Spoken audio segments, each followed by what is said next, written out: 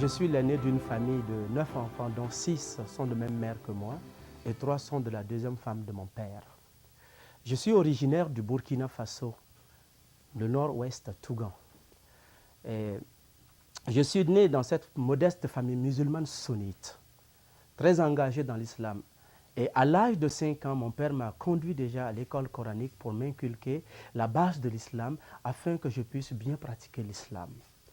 Et plus tard, en 1972, mon père m'a conduit à l'école française pour apprendre aussi à lire et écrire. Mais malheureusement, l'école n'a pas marché, j'ai dû me retrouver en Côte d'Ivoire chez mon oncle. Alors, à cette période, mon oncle était boulanger et il m'a amené vendre du pain dans un dépôt de pain dans le quartier de Cocody, Cité des Arts. Mais pendant mon séjour en Côte d'Ivoire, il faut dire que j'ai continué de pratiquer ma foi musulmane comme il faut, sans relâchement.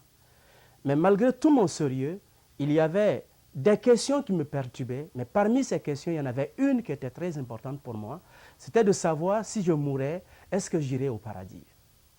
Je n'avais pas la certitude que si je mourais, je pouvais aller au ciel.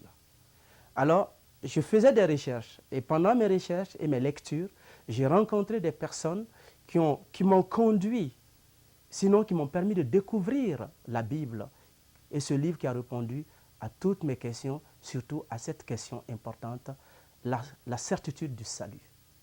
Et quand j'ai lu dans la Bible, j'ai trouvé le verset de Jean 3,16 qui dit, pardon, pas Jean 3,16, Jean 14,6 qui dit, « Je suis le chemin, la vérité et la vie, nul ne vient au Père que par moi. » Et cette question m'a tellement touché, cette réponse, je suis allé voir l'imam de mon quartier avec lequel on a discuté.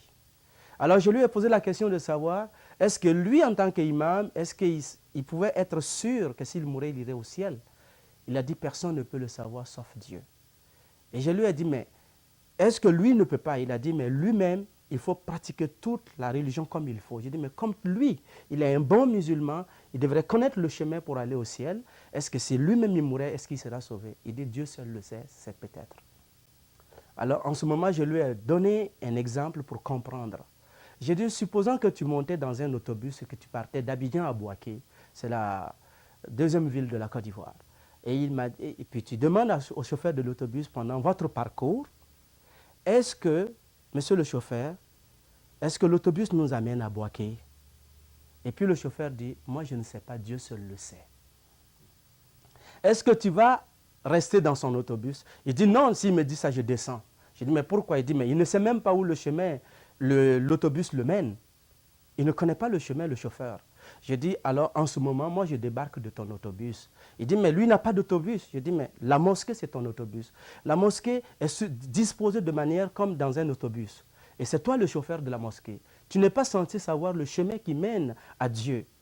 Tu n'es pas sûr de ton salut. Comment tu iras, les autres qui prient derrière toi seront sûrs de leur salut. Et c'est à partir de ce moment que j'ai débarqué de son autobus, c'est-à-dire j'ai quitté l'islam pour devenir chrétien. Parce que Christ me rassurait le salut. Il disait que lui, il était le chemin, la vérité et la vie. Nul ne vient au Père que par lui. Mais il faut dire que ça n'a pas été facile. Quand je suis devenu chrétien, j'ai été persécuté. Pendant 12 ans, ma famille m'a rejeté. Et pendant ces persécutions, Dieu m'a permis de faire une formation professionnelle et théologique en même temps. Et aujourd'hui, je travaille pour la gloire de Dieu au Canada avec ma femme.